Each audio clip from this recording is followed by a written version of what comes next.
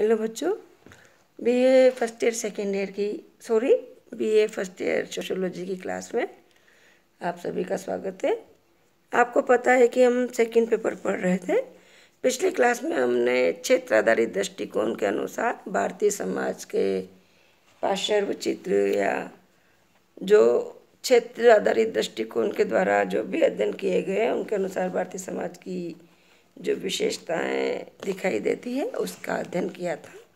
कुछ विशेषताओं को मैंने पिछली क्लास में आपको बताया था। अब कुछ विशेषताओं का अध्ययन हम आज करेंगे, बाकी रही हुई विशेषताओं का। तो आइए बच्चों, हम पढ़ते हैं बाकी की विशेषताओं के बारे में। अगली विशेषता है उदयीमान वर्ग संरचना, है ना। परंपरागत भारतीय समाज जाति पाति पर आधारित ऊंच नीच वाला समाज था। आपको पता ही है कि जातीय संरचना भारत में इतनी प्रबल है कि इसने आर्थिक आधार पर वर्गों को भी अपने नीचे दबा रखा है तथा वर्ग संरचना को भी उभरने नहीं दिया है ना। भारतीय समाज में आर्थिक आधार पर निर्मित वर्ग जातीय श्रेणियों से अलग होते हुए दिखाई देते हैं। स्वतंत्रता के बाद में भारत में सामंतवादी कृषक संरचना को समाप्त करने के लिए प्रयास प्रारंभ हुए थे। इस दिशा में सरकार द्वारा अनेक भूमि सुधार कार्यक्रम लागू किए थे।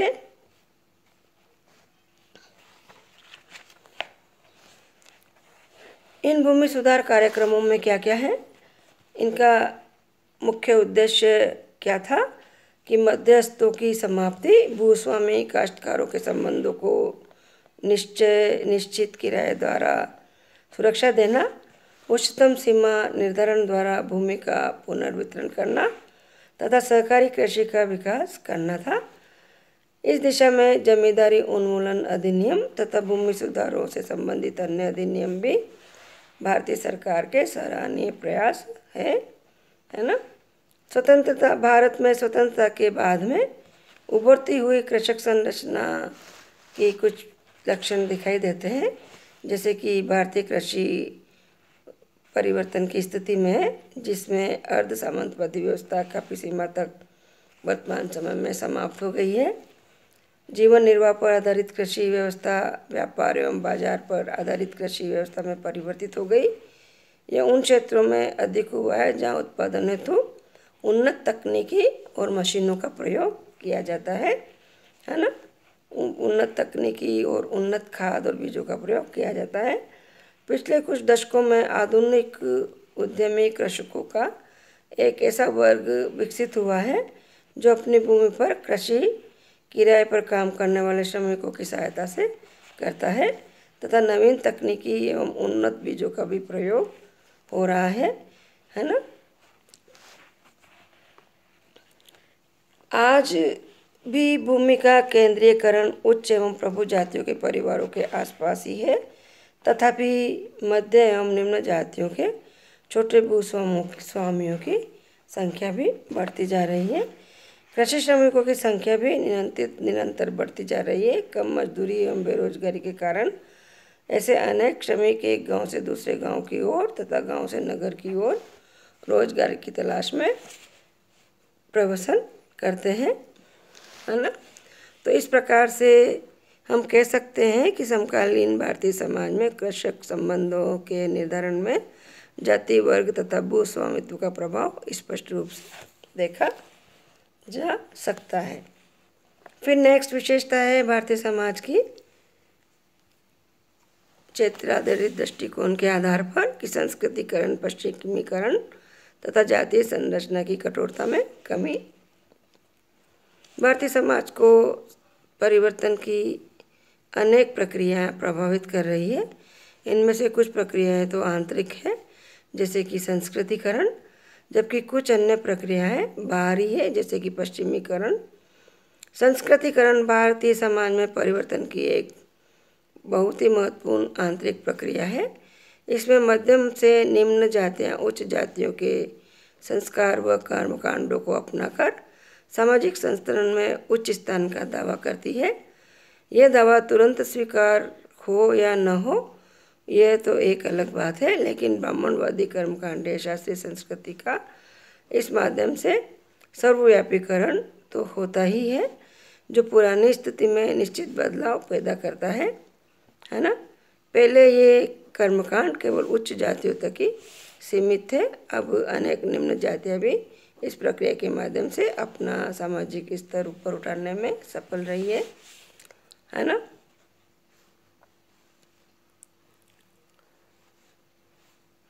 आज वर्तमान समय में संपूर्ण भारतीय समाज पर पश्चिमीकरण का प्रभाव भी बिल्कुल स्पष्ट रूप से दिखाई देता है ना।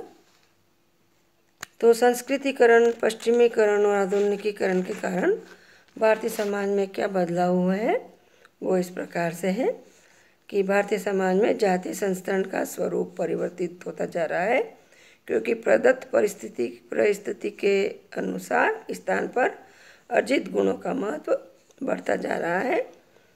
समकालीन भारतीय समाज में जाति का परंपरागत व्यवसाय से जो संबंध था वह समाप्त हो गया है। आज किसी भी जाति का व्यक्ति कोई भी व्यवसाय अपना सकता है।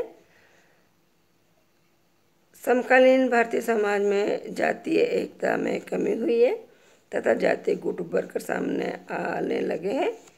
इसके अलावा भारतीय समाज में जातीय निषेधों में भी परिवर्तन हुए हैं तथा व्यवसाय, विवाह, खान पान तथा सहवास संबंधी निषेध भी मुख्य रूप से समाप्त हो गए हैं। इसके अलावा भारतीय समाज में निम्न जातियों की सामाजिक आर्थिक निर्योग्यताएं भी समाप्त कर दी गई है। उनकी सामाजिक एवं आर्थिक स्थितियों में सुधार हुआ है। भारतीय संविधान एवं कानून ने इस दिशा में बहुत ही बड़ा योगदान दिया है। इसके अलावा भारतीय समाज में प्रेम विवाहों और अंतरजातीय विवाहों के परिणाम स्वरूप भी जाति की अंतर्विवाह की विशेषता भी समाप्त होती जा रही है। वर्तमान समय में भारतीय समाज में विभिन्न जातियों के में सामाजिक दूरी निश्चित रूप से कम हुई है ना। फिर भारतीय समाज की क्षेत्रीय आधारित दृष्टिकोण के आधार पर अगली विशेषता है एकाकी परिवारों की बढ़ती हुई संख्या, है ना।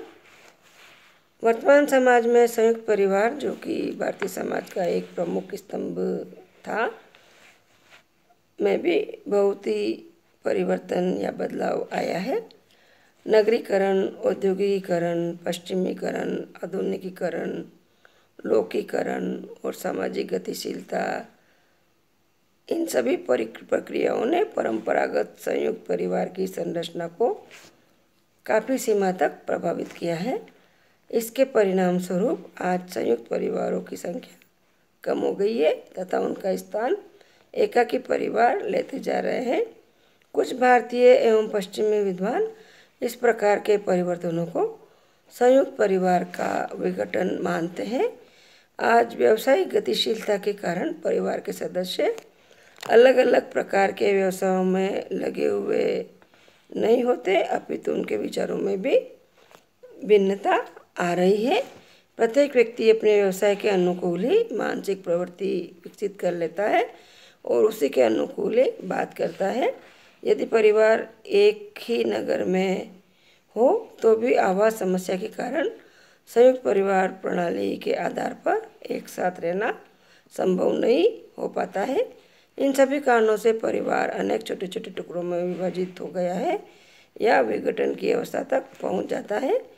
परिवर्तन के विभिन्न कारकों ने परिवार के सभी सदस्यों को इतना व्यक्तिवादी बना दिया है कि वे दूसरों की भलाई व प्रगति के संबंध में सोच भी नहीं पाते हैं, है ना।